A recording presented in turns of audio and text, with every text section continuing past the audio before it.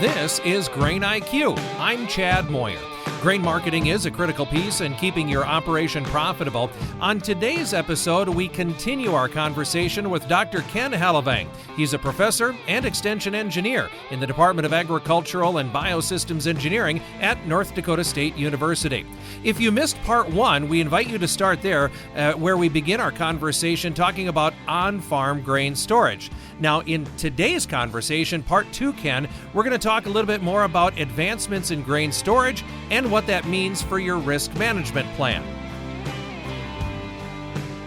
Maybe we can take an aside here and just talk about how things have advanced over time. You know, if for those two things, if we're going to monitor temperature and we're going to monitor moisture, technology has made it a little easier to accomplish that, right, Ken? Right. You go back again to when I started in 1980, we were doing maybe 3,000 and 5,000 bushel bins. Today, most farms probably have approaching 50,000 bushel bins and even larger. It's more difficult to be knowing what the temperatures are within that grain mass. And so I'm a strong supporter or proponent of farmers using these temperature cables to monitor that temperature at various locations.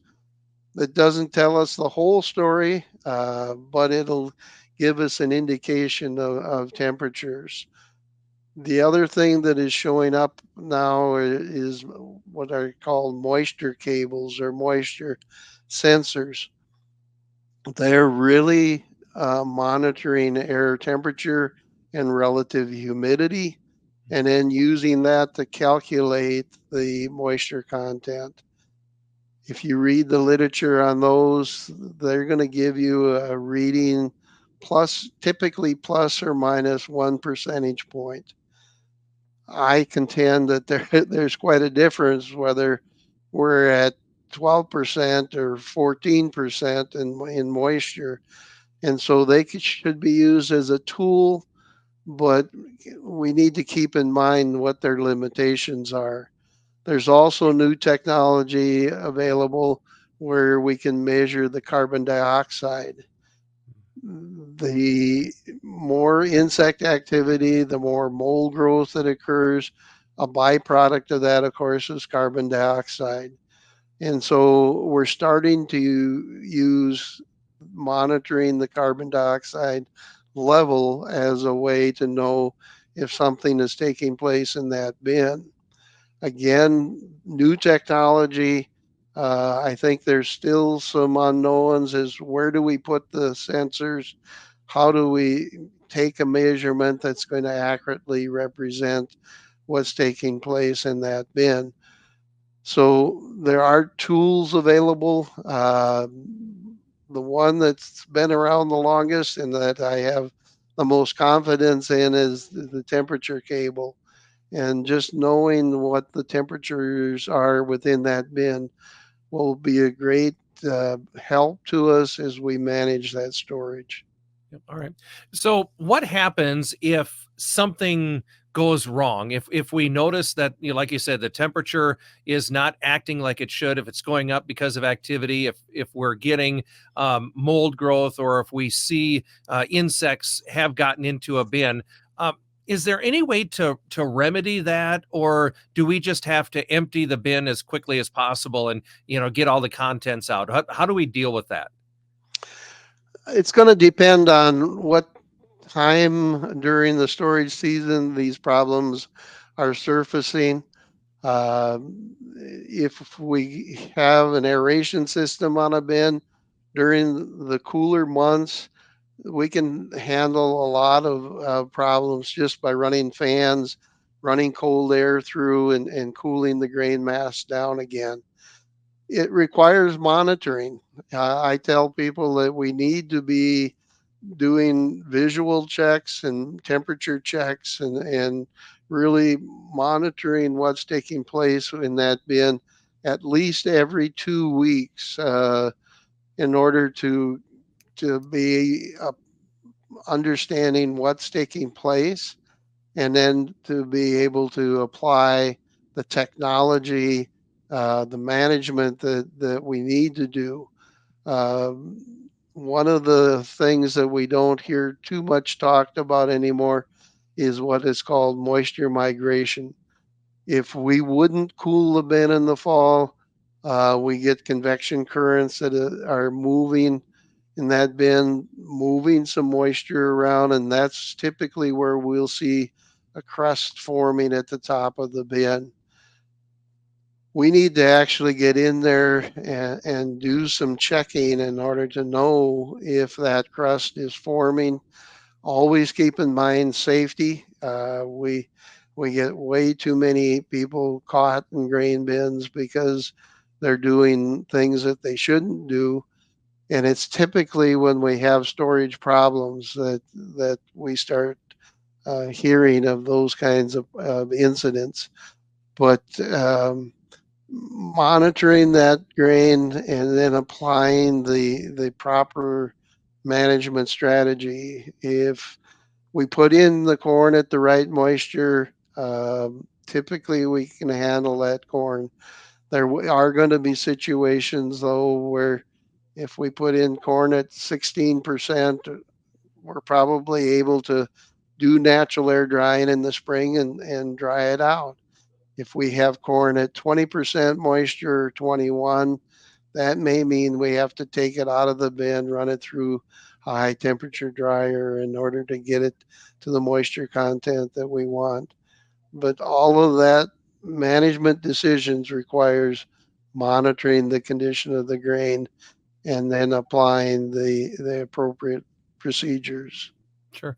And you talked about keeping grain in condition like that. Another thought that popped in my head was how things have advanced technology wise and just the equipment that we use too, to reduce on the number of cracks and fines. And, whole grain stays in condition a lot longer than if you have those pieces floating around in there too, right?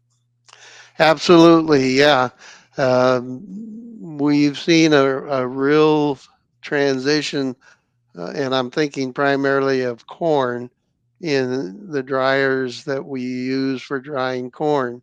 Now we have mixed flow dryers. We have cross flow dryers that are moving the grain within the column so that the kernel does not get as stressed. We don't see as many broken kernels as what we did in the 80s and 90s. So that's been a huge transition. Also, many of the newer dryers are more energy efficient because of some of the design modifications that have been made.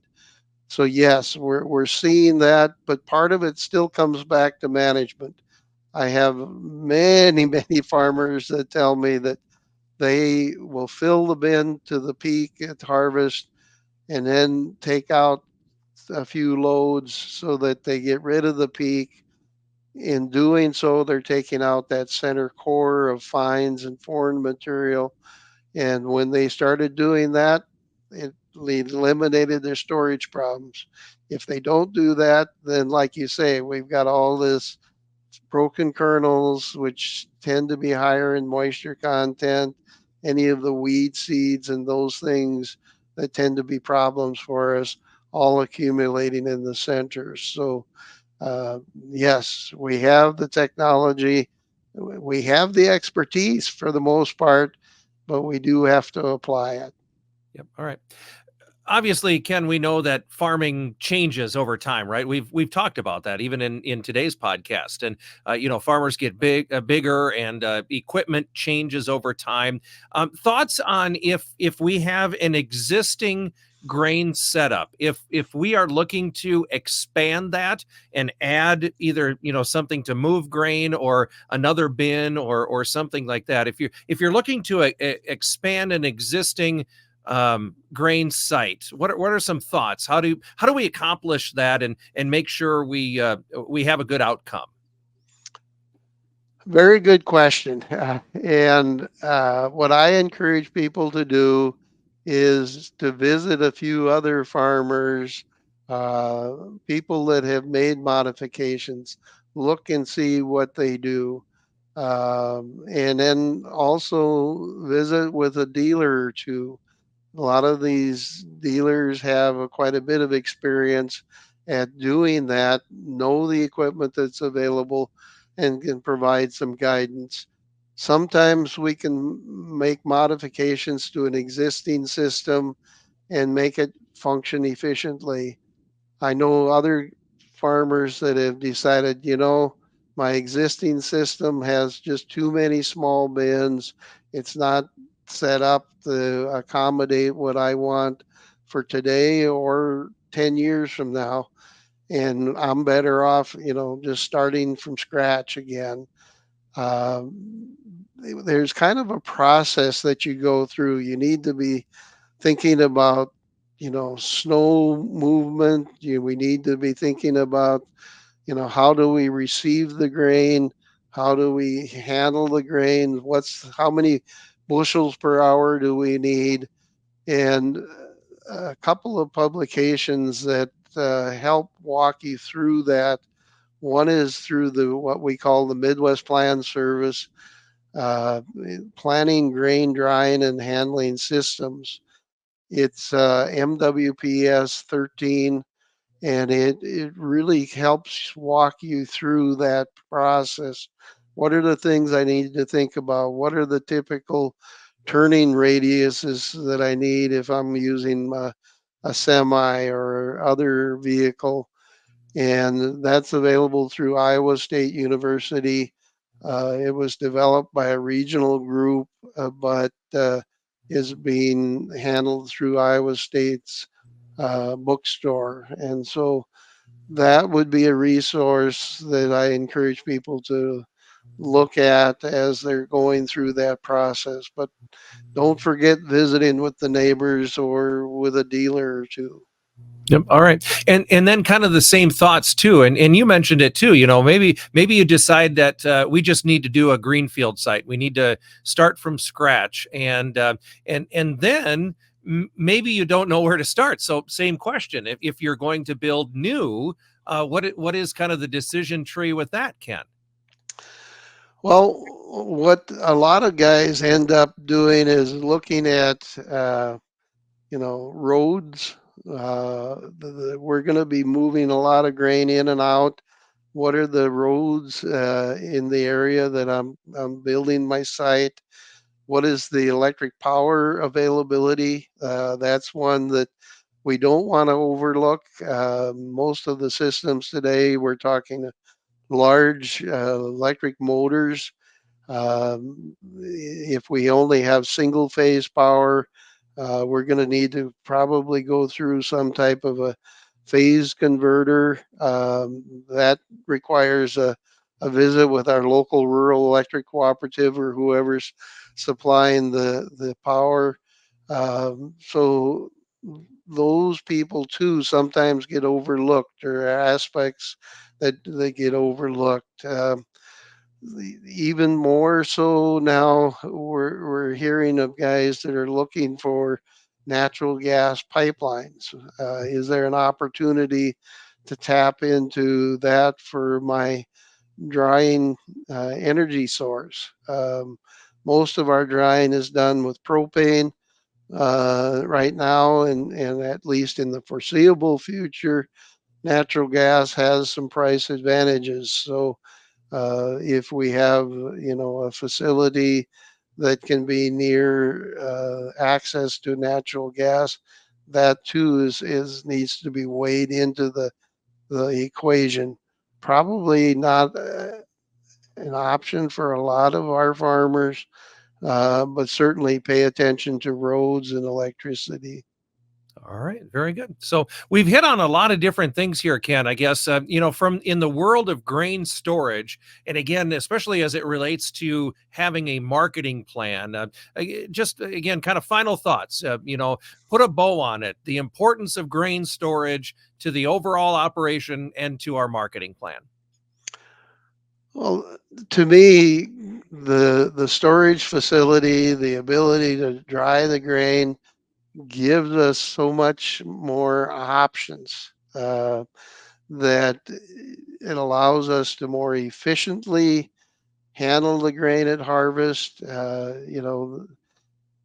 I see article after article about how important it is during harvest that we're able to harvest that grain on a timely basis. We need a system that can handle that grain. Whether if we're harvesting today at 1,000 bushel an hour, how do we handle that grain? And traditionally, we've had different patterns in different regions of the country, but for the most part, in our territory, having storage gives us the flexibility to do so many things and to maintain that quality that it needs to be a critical part of our whole crop production system.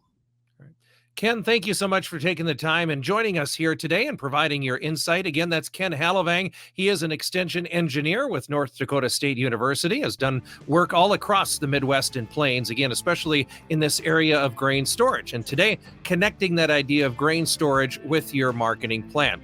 Again, thanks for joining us on today's podcast. If you enjoyed this, please subscribe wherever you get your podcasts. That helps things out, as well as tell your friends, tell your family and neighbors about the Grain IQ podcast. And again, we can get this information in front of more and more people. Again, Grain IQ, an effort of the Nebraska Rural Radio Association in partnership with the Nebraska Soybean Board. I'm your host, Chad Moyer.